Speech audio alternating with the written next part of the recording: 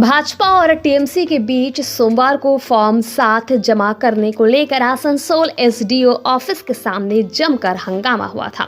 दोनों पक्षों द्वारा एक दूसरे पर हमला करने का आरोप लगाया गया था। वहीं मंगलवार को तृणमूल कांग्रेस द्वारा आसनसोल अदालत के सामने एक विरोध रैली निकाली गई। रैली में आसनसोल नगर निगम के डिप्टी मेयर वसीमुल हक, एमएमआईसी गुरुदास चैटर्जी सहित टीएमसी के अन्य नेता और समर्थक उपस्थित हैं।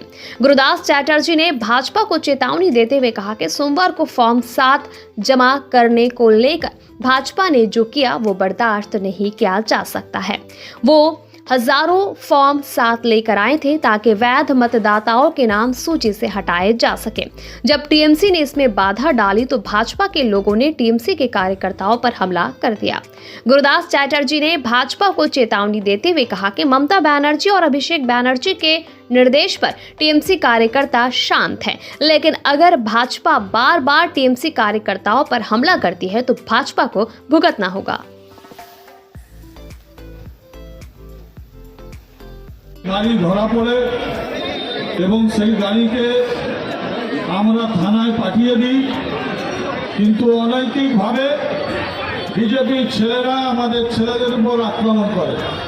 তো আজকের দিনে এই কোর্ট প্রাঙ্গণে দাঁড়িয়ে বলতে চাই যে যদি আমরা কাল চাইতাম তোমরা একটা লোকও ভয় যেতে পারতে না, যেতে পারতে না। আজকে তার ভিড়ের প্রমাণ আমরা চাই না যে কোনো রকম অশান্তি, কারণ আমাদের মাননীয় মন্ত্রী মুখ্যমন্ত্রী বলে দিয়েছেন যে বদল চাই। তাই আমরা এখনো শান্তভাবে বসে আছি। কিন্তু আমাদের যিনি নেতা অভিষেক বন্দ্যোপাধ্যায় উনি বলেছেন হালকা করে অল্প ডিজে সাউন্ড দিয়ে দিতে, আমরাও সাউন্ড দিতে জানি। এরপরে যদি কোনো রকম একটা ছেলের গায়ে আপনারা আক্রমণ করেন তাহলে ফুল সাউন্ডে ডিজে বাজিয়ে দেখিয়ে